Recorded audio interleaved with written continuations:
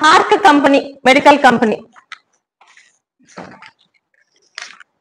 Hark medical company నీ మీద నేను చేసిన రెండో అలిగేషను, ఒక వైట్ రేషన్ కార్డుతోని ఎమ్మెల్యే అయి మంత్రి అయిన నీకు, నువ్వు మంత్రి అయిన సంవత్సరంలోనే ఆ నలుగురు అని నీ వెనకాల ఈరోజు రాష్ట్ర వ్యాప్తంగా ప్రసిద్ధి చెందిన వ్యక్తులతో కలిసి ఈ హార్క్ కంపెనీని నువ్వు ఎలా పెట్టగలిగావు?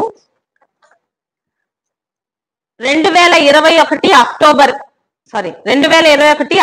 21 తారీఖున ఈ కంపెనీని ఇన్కార్పొరేషన్ చేశారు. ఈ కంపెనీలో ఉన్న partners Seediri Appalaraju designation director, అలాగే వేణుగోపాలరెడ్డి, చింతాడ విఘ్నేశ్వరరావు. ఈయన నీ వెనకాల ఉన్న ఆ నలుగురిలో ఒక వ్యక్తిని పలాసలో ప్రతి ఒక్కరికి తెలిసిన బహిరంగ రహస్యమే. వెంకటరమణ అల్లు, ఈ వ్యక్తి కూడా ఆ నలుగురిలో ఉన్నారన్న సంగతి బహిరంగ రహస్యమే. ఇక మొదల వలస మన్మథరావు, వీళ్ళందరూ ఆ నలుగురు అని, వీళ్ళనంటే నన్నన్నట్టే అని, వాళ్ళని ఏం చేసినా వాళ్ళ సంగతి చూస్తానని నువ్వు మీడియా ముందు అరిచిన అరుపులు ఇంకా ప్రెస్ మీట్లోని కాగితాల రూపంలో ఉన్నాయి.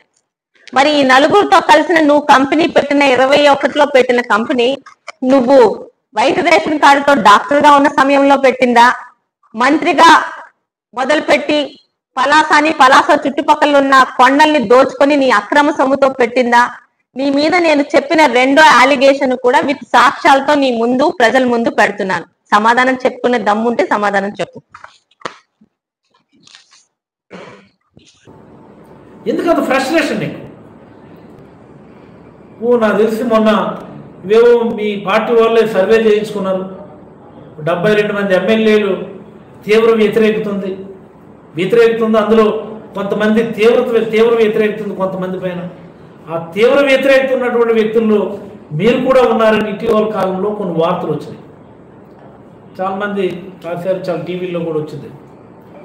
మన పలాస ఎమ్మెల్యే పట్ల తీవ్ర వ్యతిరేకత ఉందని ఆ సర్వేలో చాలా స్పష్టంగా చెప్పారు.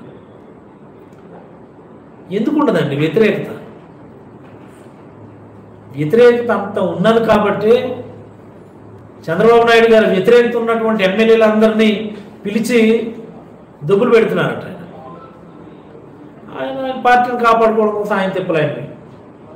మరి నాకు తెలిసి ఈవిడ కూడా తిట్టుంటారు, దుబ్బులు పెట్టుంటారు నాకు తెలిసి. అందుకని ఆ ఫ్రస్ట్రేషన్ అంతా ప్రెస్ మీడియా ముందుకు వచ్చి ఓ ఓ ఓ ఓ ఎవడకు కావాలి నీ సొల్లు మాటలు? ఎవడికి అవసరం నీ సొల్లు మాటలు? ఈ పలాస నియోజకవర్గంలో ప్రతి లిక్కర్ బాటిల్ మీద 10 రూపాయల నుంచి 20 రూపాయలు కలెక్ట్ చేయడం అనేది వాస్తవం. You understand that? ఆ రోజు కూడా మేము ప్రెస్ మీట్లో చెప్పింది అదే. నీ ఇన్వాల్వ్మెంట్ లేకపోతే ఆపించు అని, లేదా నీ ఇన్వాల్వ్మెంట్ ఉంది అని మేము అనుకుంటాం. దీన్ని అల్లూరు ట్యాక్స్ అంటారని చెప్పి ఆ రోజు పవన్ కళ్యాణ్ గారు అన్నారని చెప్పాము. దీన్ని అల్లూరు ట్యాక్స్ అంటారు అని పవన్ కళ్యాణ్ గారు చెప్పారు. పవన్ కళ్యాణ్ గారు తిట్టు.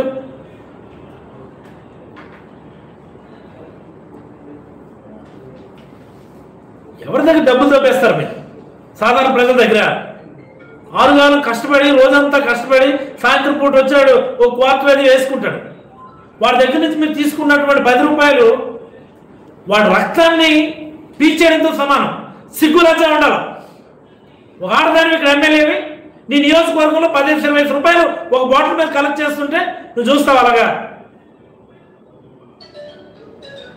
సిగ్గుంది అసలు నీకు? నువ్వు ఒక ఎమ్మెల్యేవి, నువ్వు నీ బాగోదు మాకు తెలియదండి. ఇన్ని వేల కోట్లు ఎలాగొచ్చే తెలీదా? నీలా మేమేమి ప్రభుత్వాల దగ్గర దేపరించేసి 100 ఎకరాలు తీసేసుకొని వ్యాపారాలు చేసుకొని డబ్బులు సంపాదించలేదమ్మా. కష్టపడి చదివి స్టేట్ ర్యాంకులు తెచ్చుకొని మీ నాయకుడి చేతుల మీదుగానే మెడల్స్ తీసుకొని మీ నాయకుడైన హాస్పిటల్కి స్టార్ట్ చేసేటప్పుడు నీ చుట్టూ ఉన్నటువంటి నీ శ్రేయోభిలాషం మీ పార్టీ పెద్దలందరికీ వాళ్ళ కుటుంబాలందరూ కూడా బాగు చేసి ప్రాణభిక్ష పెట్టింది నేనే. రాత్రి అనక పగలనక కష్టపడి ఏవో కొన్ని చిన్న ఆస్తులు ఏవో సంపాదించాం. ఆస్తులు ఏదో అమ్ముకొని మా అన్నకు ఏదో ఒక బిల్డింగ్ ఏదో కొనుక్కున్నాడు. బిల్డింగ్ కొనుక్కోకూడదు ఇంకా? అసలు ఐ డోంట్ అండర్స్టాండ్. నేను డాక్టర్గా పనిచేశాను కదా, సక్సెస్ఫుల్ డాక్టర్గానే పనిచేశాను కదా. మరి ఏ డాక్టర్లు ₹2 సంపాదించుకోరా, వ్యాపారాలు చేసుకోరా?